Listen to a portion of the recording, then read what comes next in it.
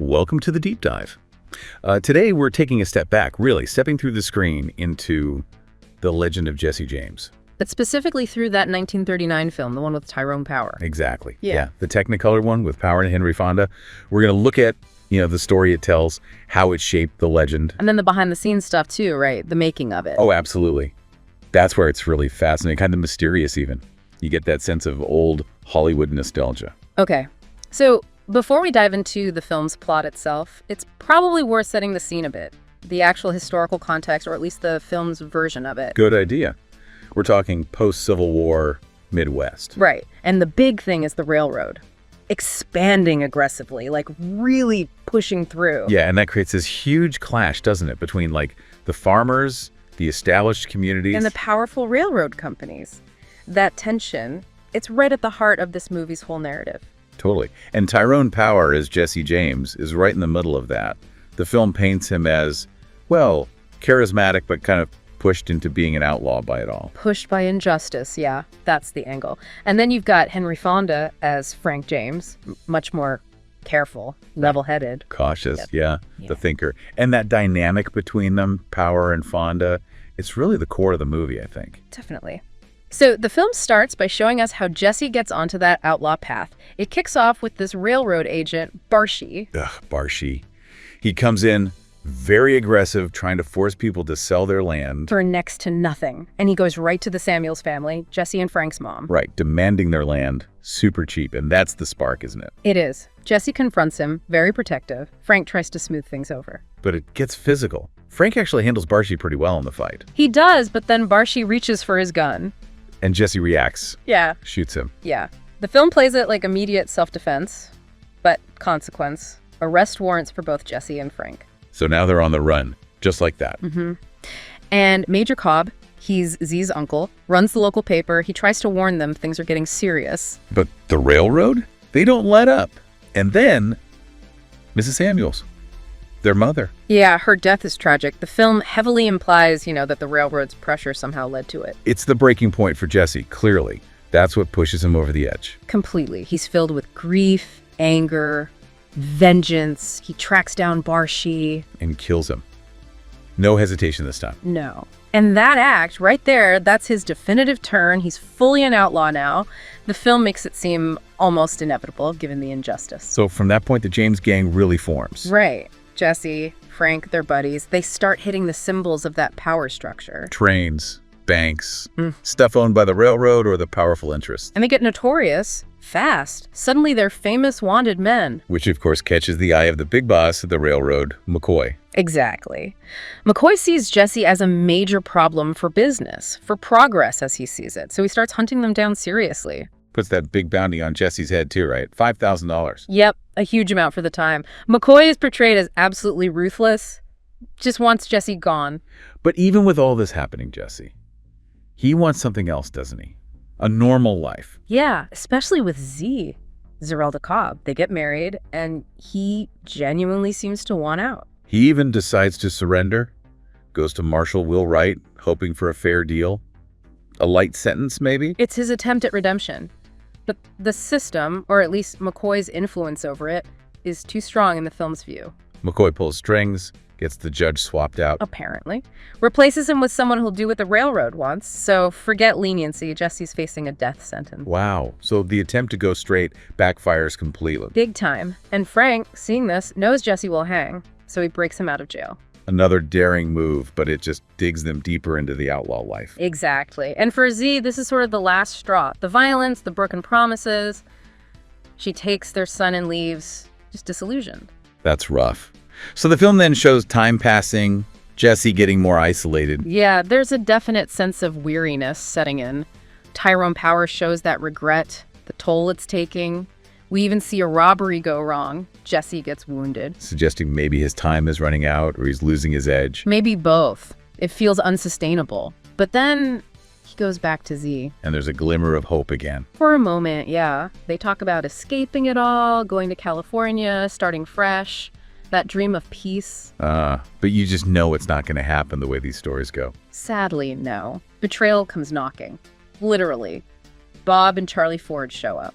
Old gang members, pretending they want to team up for another job. Exactly. They act like they're recruiting Jesse for a new heist. But Bob Ford, Right. he's got his eye on that bounty money. The ultimate betrayal. The ultimate. He waits until Jesse's unarmed, relaxed in his own home, thinks he's among friends. Turns his back to straighten a picture, famously. And Bob shoots him in the back. Such a cowardly end in the film. Shocking. It really is. Just cuts him down. And the film leaves you feeling, well, tragic. He was a criminal, yes, but also maybe a victim of the circumstances, of the injustice he faced early on. Frank lives on, though, and Jesse's death. It's not really the end, is it? It's the birth of the massive legend. Precisely. The film cements that legend. Man versus corrupt system. Folk hero, almost. Okay, so that's the film story. Yep. Powerful stuff, really dramatic. But let's shift gears now. Let's go behind the camera. Yes, into the making of it. And this is where you get that mix of Hollywood glamour and, well, some darker, more complex things, that nostalgia and mystery you mentioned. Definitely. It's fascinating to peel back the layers of that golden age. And one story that always comes up with this film is, frankly, pretty unsettling. It involves the animals. Yes, the horse stunt. It's notorious, really. It involved making a horse jump off a cliff into water, a really high jump. And the reports, the accounts from the time, suggest there were basically no safety precautions for the animal. It was just forced off. And the horse was seriously injured. Or worse. It's often cited as dying, though accounts vary. But significant harm occurred. Yes, real harm. And when you think about this grand adventure film, knowing that happened, it casts a bit of a shadow, doesn't it? It really does. But that incident, awful as it was, actually led to something important. It did. The public outrage was significant. People were horrified. And that outcry was a major factor in pushing Hollywood to finally create stricter rules for animal safety on set. The American Humane Association's involvement grew directly from things like this. So a really dark moment, but one that eventually sparked needed change. Still, kind of gives you chills thinking about it happening on such a big production. It's a stark contrast to the visual beauty of the film. Which brings us to Technicolor. That must have been incredible in 1939. Oh, absolutely. It was still relatively new, especially for a big Western like this. Yeah. Those rich colors, they just make the landscapes pop. Missouri looks stunning. It adds so much to the romantic, epic feel of the film, doesn't it? Almost painterly.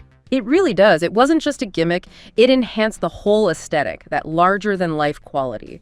Pure visual spectacle for audiences back then. And speaking of Missouri, they actually filmed parts of it in Missouri, near where Jesse James actually lived and operated. Yeah, in Pineville, which adds this layer of authenticity, or at least perceived authenticity. You can imagine the crew, the actors, feeling some connection to the real history of the place.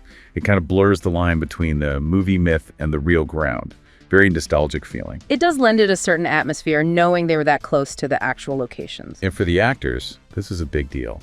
Especially for Henry Fonda, right? Oh yeah, Fonda was already known, but this role as Frank James really boosted his profile. It was a major stepping stone in his career. Led to bigger things, and even a sequel focused on Frank. Exactly, the return of Frank James. So you're seeing like a legend in the making on screen in Fonda. Of course, we have to acknowledge the film wasn't exactly a documentary. No, not at all. It took huge liberties with the facts, really leaned into the romantic folk hero image of Jesse. Which is classic Hollywood myth-making, isn't it? Yeah. Shaping how generations saw him. Absolutely. And pulling the strings behind that was a major studio figure, Darryl F. Zanuck. Head of 20th Century Fox. Yeah. His involvement meant this was a prestige picture, big budget, big stars. Right.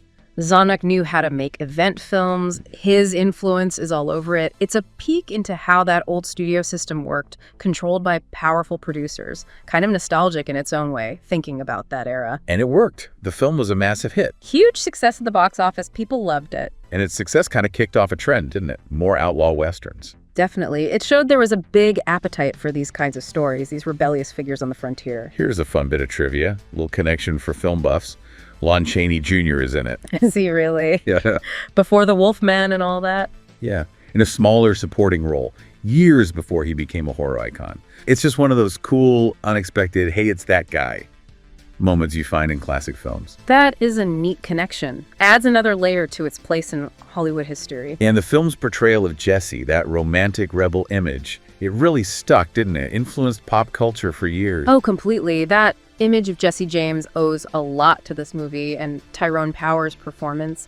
It shows the power of film to really cement a particular version of a person or story in the public mind. Lastly, we should probably mention the director, Henry King. He did a great job balancing everything. He really did. He managed the big action sequences, the train robberies, the chases. But also those quieter, more personal moments, like Jesse with Z, that longing for a different life. Exactly. He blended the epic scale with genuine character drama. That skill is a big part of why the film holds up, I think. It's got spectacle, but also some heart. Real artistry behind the camera. So wrapping this up, Jesse James, the film is, well, it's a lot of things. It's exciting historical fiction, great performances, visually groundbreaking for its time.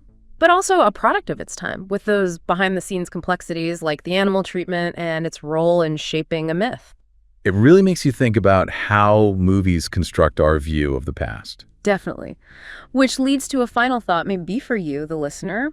How does knowing these details, the artistry, the controversy, the myth-making, change how you watch a classic film like this? Does it add layers? Does it complicate the enjoyment? Something to consider. And if this has got you interested, there's so much more to explore. The real history of Jesse James is way more complex than the movie. Or you could trace how Westerns evolved after this film. Absolutely. Plenty more to uncover. But for now, that's our deep dive into the 1939 Jesse James. Thanks for joining us.